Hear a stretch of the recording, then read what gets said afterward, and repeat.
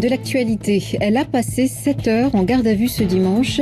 Nicola Sturgeon, l'ancienne dirigeante indépendantiste écossaise, est visée dans une enquête sur les finances de son parti politique. Elle clame son innocence. Le groupe Wagner refuse d'être mis au pas par le Kremlin. Son fondateur, Evgeny Prigojine, affirme qu'aucun contrat ne sera signé avec la Russie et comme le voulait Moscou d'ici la fin du mois. Et puis l'incroyable exploit de Novak Djokovic en remportant Roland-Garros. Le Serbe devient le premier homme à gagner 23 titres du Grand Chelem. Bonjour à tous, bienvenue sur France 24 et France Info. On prend la direction de l'Écosse pour débuter ce journal avec ce dernier rebondissement dans le scandale qui a entaché la politique écossaise ces derniers mois. Ce dimanche, l'ancienne première ministre Nicola Sturgeon a été arrêtée et interrogée par la police. La raison, la disparition de 600 000 livres sterling des caisses de son parti politique, le SNP. Elle a été relâchée après 7 heures d'audition. Les précisions d'Olivier Fessol et Fraser Jackson.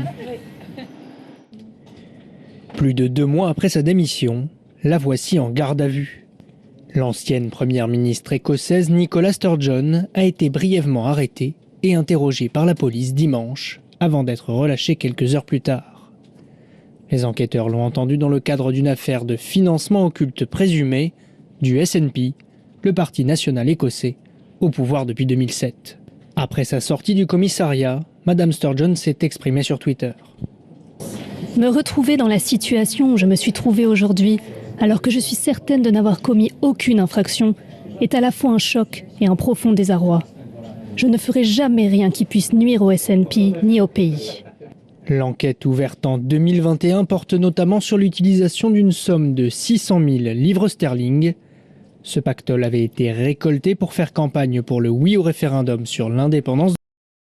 Oui, on est sûr qu'elles sont suisses et bio aussi.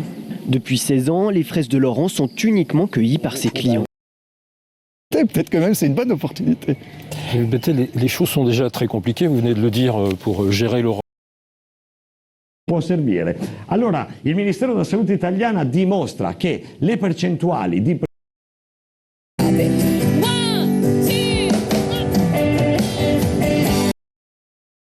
Devenue première ministre après un échec de son camp à se séparer du Royaume-Uni par référendum, elle s'est efforcée de remettre la question sur le devant de la scène.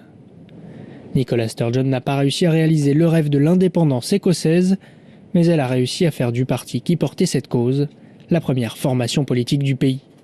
Elle démissionne de son poste de chef du gouvernement à la fin du mois de mars, invoquant des pressions extérieures sur sa vie et sa carrière pour justifier sa décision.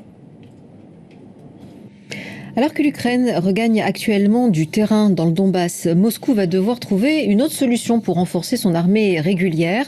Le groupe Wagner, qui ne mâche pas ses mots à l'égard du Kremlin à qui il reproche de ne pas donner assez de munitions, ne veut pas que ses soldats soient enrôlés par la Russie. Les précisions de Marc Pope. C'est un nouveau camouflet de Evgeny Prigojine envers le Kremlin. L'oligarque russe, fondateur du groupe Wagner, refuse que ses mercenaires signent des contrats avec le ministère russe de la Défense. Wagner ne signera aucun contrat avec le ministre de la Défense Shoigu. Wagner est très expérimenté et est une structure très efficace. Mais de nombreuses unités militaires n'ont pas notre efficacité, précisément parce que Shoigu ne sait pas comment gérer des formations militaires. Que va-t-il se passer si on refuse cet ordre? On ne nous donnera